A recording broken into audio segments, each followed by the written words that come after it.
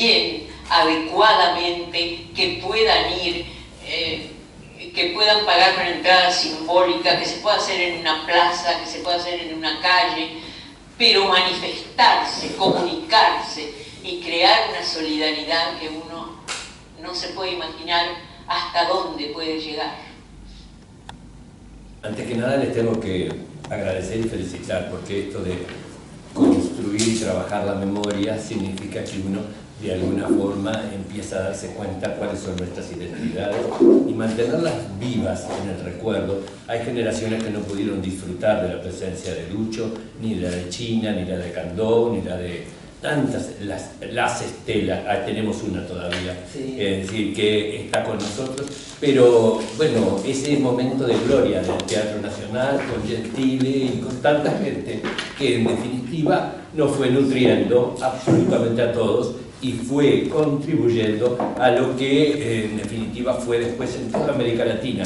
El teatro independiente era un referente en América Latina y en el mundo, y el Uruguay era un referente de ese teatro independiente. Por eso en la Argentina después nace el Fray Mocho, y el Fray Mocho viene a aprender al Uruguay, viene a saber cómo es, y estoy hablando de Oscar Ferriño, viene a aprender al Uruguay para ver cómo es ese fenómeno de la construcción de que un actor venda corbatas como Armando Altí en la Ciudad Vieja y después se suba al escenario todas las noches y no gane dinero, porque no le importa el dinero, lo que le importa es desarrollar, bueno, esa comunión que significa el convivium del espectador con el teatro a través de los textos y de los distintos personajes. Así que trabajar la memoria me parece que es algo espectacular, como lo hace el pueblo judío.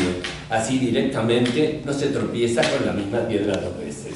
Y entonces, conocer además qué somos, porque si nosotros hoy tenemos la suerte de seguir siendo un país con un movimiento teatral fuerte, estupendo, poderoso y talentoso, es porque también hubo gente que se puso las camisetas y construyó este camino. Y esos que nos precedieron, esos que le dieron el inicio, bueno, hay que reverenciarlos, hay que recordarlos en forma permanente. Lucho comenzó estudiando en Club de Teatro y después en la Escuela Municipal de Arte Dramático. Y después se transformó por talento propio. Empezó su hermana primero, después ella. Y directamente, bueno, Sveide se enamora, se va y abandona la carrera. En un momento dado de mi vida, cuando yo volví al país en el año 80 y pico, Sveide estaba acá, y entonces en casa yo cocinaba, Lucho recitaba, el Beto sobrino también recitaba y Sveide cantaba. Y eran unas noches inolvidables. Les aclaro que yo me estoy poniendo viejo y que cuando empiezo a recordar un montón de cosas a veces me pongo a llorar. Así que les aviso por las dudas que esa es una cosa que me está pasando últimamente, gracias a Dios, porque significa que estoy vivo y que todavía me puedo conmover. Bueno, la cuestión es que yo tenía exactamente, había salido del liceo y entraba en preparatorios en el Instituto Alfredo Vázquez Acevedo, donde además mi padre trabajaba al lado del secretario general de esa institución, que era Enrique Carlos Sena, y bueno, como él trabajaba en enseñanza secundaria, yo estaba haciendo el preparatorio para Derecho y Notariado, y él tenía una relación de amistad muy tierna, de admiración con la señora Dadsfer, que ahí era profesora de inglés. Y además, en esa misma época, en el Instituto Alfredo Vázquez Acevedo, una de las profesoras de literatura que acaban de nombrar, la señora Idea Vilariño, también estaba ahí. Y él conversaba con ellas cada vez que llegaban a la sala de profesores.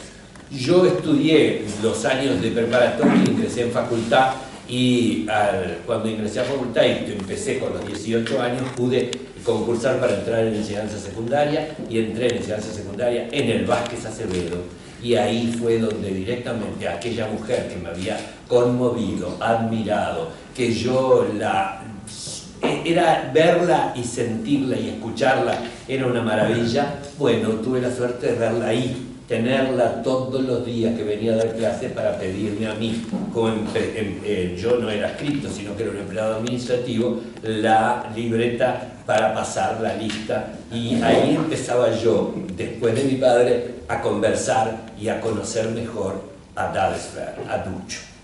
Y ahí se transformó en una presencia en mi vida que, bueno, fue hasta su fallecimiento. Y lo más increíble es que las circunstancias de la vida nos llevaron no solamente a que tuviéramos una fuerte relación afectiva en Montevideo, sino que cuando ella se va para Buenos Aires, yo también me voy a Buenos Aires, y Lucho empieza a hacer cosas en Buenos Aires. Me acuerdo que un día me contó, para que vean el concepto de los artistas de aquella época, hacer televisión era mala palabra. Y entonces ella había hecho unas experiencias en Canal 4 que se llamaba Un ratito con los de 4 con Tenuta, y que era un éxito brutal, pero nunca estaba conforme porque decía que no tenían suficiente ensayo y que era mucha morcilleo y mucha improvisación, y que a ella la televisión no le gustaba mucho. Cuando llegó a Buenos Aires y no tenía trabajo, un día la llama Darío Vittori, y nunca me voy a olvidar, le ofrece hacer una gira con ella y hacer una cosa en televisión. Y ella dijo, ¿yo televisión? ¿Otra vez me persigue ese aparato siniestro? Yo no voy a hacer televisión.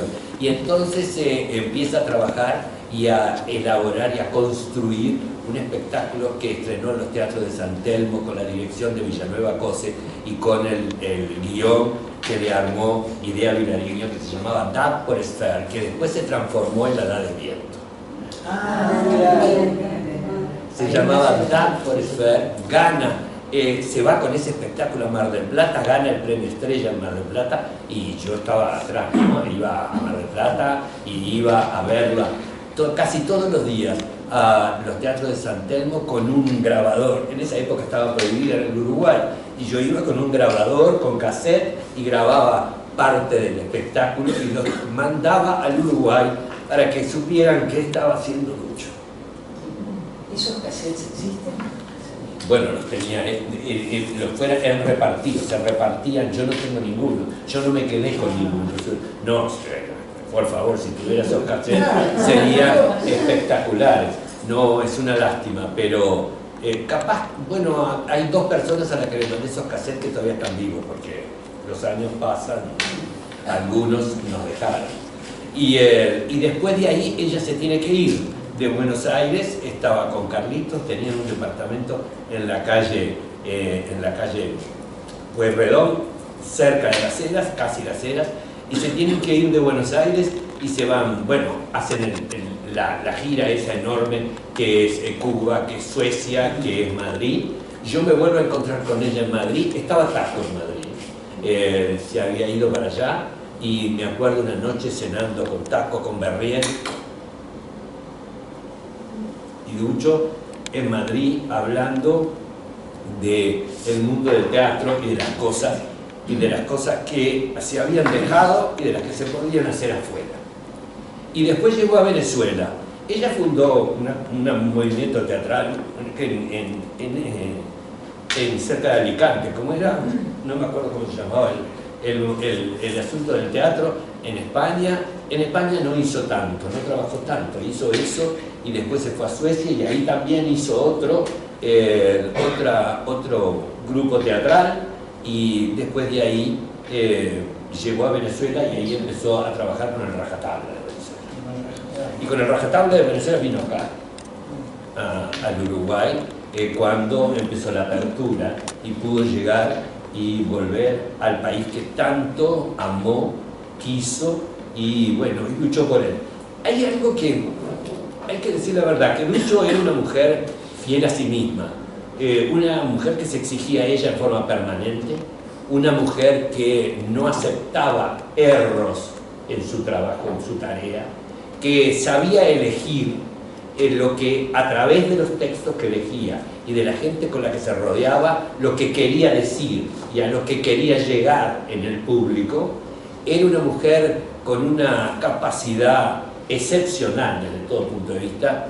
Yo, que estuve hasta su último espectáculo parado entre cajas porque ya estaba muy enferma cuando hizo Conversaciones con Mamá con el Coco en el Estela de Italia, realmente una mujer fuera de serie. Pero también hay cosas que la gente no conoce porque la consideran una trágica y una dramática. Sin embargo, era una comediante excepcional. Cuando hizo en el Teatro del Centro, si ustedes se acuerdan, Luz quiere decir amor, que lo hizo con Pacho Martínez Mieres, era de morirse de risa aquello. Y ella tenía en la intimidad y también sobre el escenario, cuando se lo permitía, lo que hacía, un sentido refinado del humor, de la comedia. Tenían una relación entrañable con China. China le decía la Turcati. La Turcati por turca. Más contradictorio de la realidad no puede ser. Entonces, la turca tal cosa, turca tal otra. Yo estuve en un festival de teatro de Venezuela donde China fue a hacer, Ducho vivía en Venezuela y China fue a hacer Hola, Hola, 1, 2, 3. Y los tres estábamos en la platea y le estaban armando la escenografía. China tejía, Ducho hablaba y yo observaba lo que era ese encuentro de esos dos monstruos. Y entonces el escenógrafo le decía, ¿cómo está la cosa? No sé qué, y China decía, un poco más adelante. Y seguíamos, ¿sabes? Turca, no sé qué, y seguía conversando y tejiendo. Y entonces, en un momento dado, el tipo dice, ¿está bien así, señora Zorrilla? Un poco más adelante. Y entonces seguía tejiendo. Y Ducho le decía, ¿te parece, China? Vos tranquila, turca, tranquila. Y entonces en un momento dado él le dice, bueno, y ahora señora, un poco más adelante. Y entonces Ducho dice, pero China, estás en el proscenio. Es que no quiero caminar. Era algo entre las dos, escucharlas hablar sobre la época del Club de Teatro, la época del Teatro Ciudad de Montevideo, hablar de la historia de lo que fue la construcción de la cultura teatral del país, era algo fantástico. Lo mismo pasaba cuando se encontraban con Taco, que tenían entre ellos una relación de amistad, hermandad, encuentro de las ideas, de los sentimientos y de los afectos. Y bueno, realmente Ducho nos ha regalado cosas increíbles, porque el mano a mano es una de las cosas que las últimas generaciones más recuerdan. También el guion es de Idea Vilariño y la selección de tangos es de Idea Vilariño. Y La Edad del Viento también es de Idea Vilariño. Y las traducciones de varias de las obras que hizo Ducho en teatro eran de Idea Vilariño, porque Idea traducía del inglés al español y hacía las adaptaciones y era maravilloso. Idea, un personaje de antología, pero de esos personajes de antología. Cuando yo empecé en televisión dije, tengo que hacer una nota Ducho, otra Idea, y ahí otra China, en fin, a lo de Idea, y le dije, Idea, hay que hacer una nota, quiero hacerte una nota para el programa, no sé qué, y me dijo, vení, nene, me agarró de la mano así, me llevó al dormitorio donde había un ropero redondo así, enorme, con un espejo, y abrió la puerta y me dijo, mirá dónde está el televisor. ¿Vos querés que yo me siente a hablar en televisión? Si ni siquiera yo acepto ver televisión. Y cerró la puerta.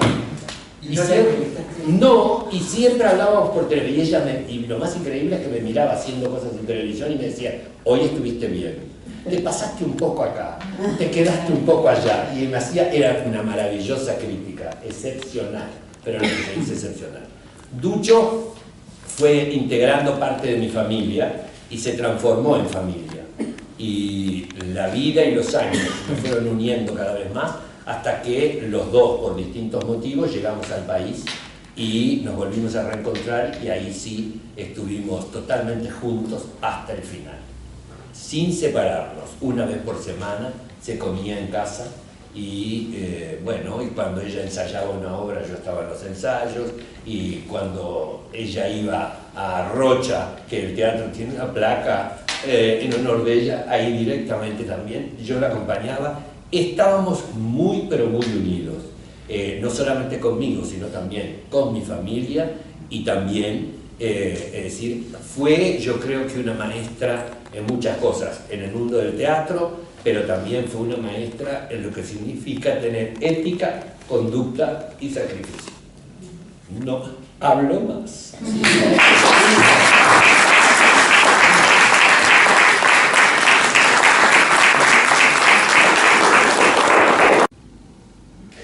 Pero tenemos otro privilegio fantástico, y es que en el teatro, sobre todo los actores, no lo puede hacer el director, ni el escenógrafo, ni los tramoyistas, ni nadie más que los actores, somos los únicos que tenemos el privilegio de estar cara a cara con el público, mirándonos a los ojos si tenemos luz, si tienen luz ustedes, cosa que me gustaría que cada tanto pudiera verle las caras.